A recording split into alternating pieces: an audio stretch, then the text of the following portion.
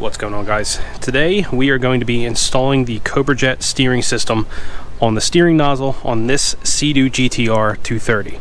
Now, as many of you know, steering on a jet ski is really a product of thrust, meaning that if you were to let go of your throttle and steer the ski hard, you will continue going straight. You need to have some kind of thrust in order to be able to steer the jet ski. Now, this system here will solve that, but it also provides the additional benefit of, you're now essentially putting a rudder on the ski, so you're giving additional steering capability.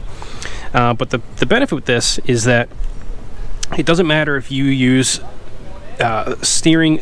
thrust on steering or not. This will assist the ski and start to steer it.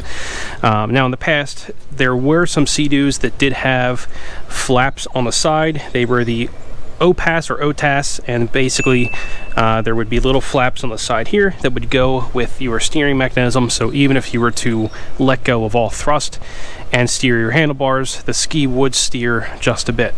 So this has two benefits. One, it assists with steering, so you get more steering capability. But if you have people that are riding your ski that are unfamiliar with jet skis in general, and you're afraid that if they were to panic and let go of the throttle and try to steer, potentially cause a dangerous situation, this will alleviate that concern, because it's pretty much natural instinct that if you're heading in towards danger, let go of the throttle and steer your way out of a problem. That's what you do in a car. You would think that it's the same on these, and you can train yourself as much as you want that I will never get in that situation. If I see something, I'll throttle it out and turn hard. But in a panic situation, it just becomes natural instinct that that's what happens. You let go, and that's when you lose all steering capability. So we are going to be installing this for those two benefits: the increased steering capability, but also the safety factor, because this ski is shared. This is my brother's ski, but he does have family members and friends that ride it all the time, so installing this does have a nice benefit to it. So installation is very, very simple, and just for reference, this is going to be mounted onto the steering system just like that. So you can see it sits just below the ride plate, and with the bucket all the way down. I have the bucket all the way down on my ski over here. You can see it still clears perfectly fine, so we have no problems. And this is also an extended bucket, which means I trimmed the range so I get more braking capability. So this bucket does go lower than it normally would, and we still have about an inch or two of clearance there with the Cobra Jet system. So very, very easy. We're just going to go ahead and mount it onto the steering system there, and basically all we need to do is drill two 15/64 holes inside that steering mechanism, that steering nozzle, and then we're going to go ahead and thread these nuts on to hold this system into place. So I'm going to walk you through the installation process. It's very, very simple. You can do it with the steering on the ski. There's no reason to take it off, but you will need to put the bucket all the way up. So we're going to use the IBR override to raise the bucket to get it out of the way. So that's the first thing I'm going to do. And in case you don't remember, IBR override on a late model SeaDoo is very simple. No need to use the key or anything. We're just going to go ahead and pull back on the brake all the way, press the start button to wake it up. We'll give it a second. Then we press mode, and then we're just going to do VTS all the way up for the bucket up, or VTS all the way down for bucket down. In this case, we're going to do it all the way up. Once you hear the bucket stop moving, just let go of everything. That beep means it's locked in place, and we're good to go. That's the low fuel warning. And you can see now we have plenty of room here. So the instructions call, they recommend to use a vice grip to hold the steering system in place. So that's exactly what I'm going to do. I'm going to go ahead and get a vice grip real quick just to kind of squeeze this in. It recommends using two just to keep it stable. I may do that, may not, we'll see. But we just want to kind of get this straight up and down, make sure we're not putting it off to an angle. That's the sweet spot right there. So I'll probably do the two side bolts first just to get those done, and then once they're in, I'll take the vice grips off, and then we'll hit those two center bolts as well. All right, there we go. So now we can very easily get to the two outside bolts. So I'm going to go ahead and knock those out.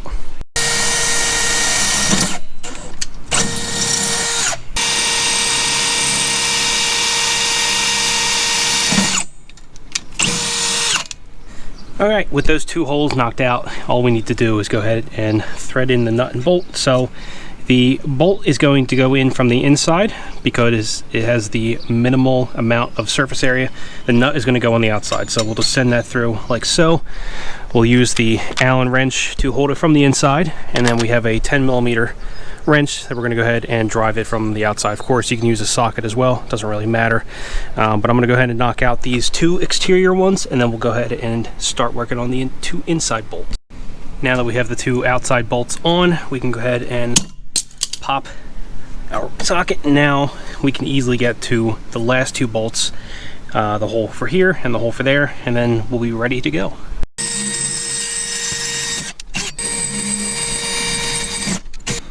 Alright, and just like the other two holes, we can go ahead and put our bolt on the inside, nut underneath, and then installation is finished. There you have it. So the Cobra Jet Steering System is fully installed, and I know one of the concerns people has is, well, does this inhibit the range of steering? And the answer, of course, is no. As you can see, this is full left, and we still have a good 2 centimeters or so of clearance, and I'll go full right as well, and you can see we have the same clearance on the other side there. And another benefit with this system is low speed maneuverability. Of course, as you know, these things have some crazy turning capability at higher speed when you have more thrust, but when you're just kind of maneuvering around the dock and there's not as much thrust coming out, it's a very delayed reaction when you are requesting steer left or steer right. So this system will help with that as well. So 3 main benefits, of course. Very easy to install. I think this whole thing with camera work took me about 5 minutes to do, so it is not complicated at all. And of course, it's also reversible if you guys decide when you go to sell your ski, or if you just don't like the system, you want to remove it or whatever. Just 4 bolts coming off, and you can leave the holes in here. It's not going to cause any problems. All the thrust is coming out. There's no low pressure differential or anything. But of course, you could also replace this steering nozzle very easily and very cheaply. So this is a fantastic system. If you guys are looking for any of those 3 benefits that this has to offer, it's easy to install. It's very affordable. It's one of the easiest things you can do to increase the steering capability of your ski. It's actually been fairly common on the jet boats for so many years, because obviously if you are using a jet drive boat, low speed maneuverability is critical, especially when you are docking. So jet skis, it's not too big of a concern, but for those of you that are looking to improve as much as you can, this is the system for you. I will link the product in the description in case you want to pick up one for yourself, but if you guys have any questions at all, of course, feel free to drop a comment and I will help you out in any way that I can. Quick video, but I just want to put this out there because, you know, I love supporting small businesses, and this is one of those things where such a simple product, it's kind of crazy that no one's thought of it up until recently, but it does make a substantial difference, and very easy to do. Actually, I do have stats from the guy who makes these, and I was able to test it on another ski. If you are to ride the ski in a straight line and then pull the tether or shut the engine off, you should be able to get a full revolution and a half of steering capability before you run out of momentum, compared to without it at all, where you would just not steer at all. So keep that in mind. It's one of those things. It's kind of convenient. So if you guys have any questions, just feel free to leave a comment.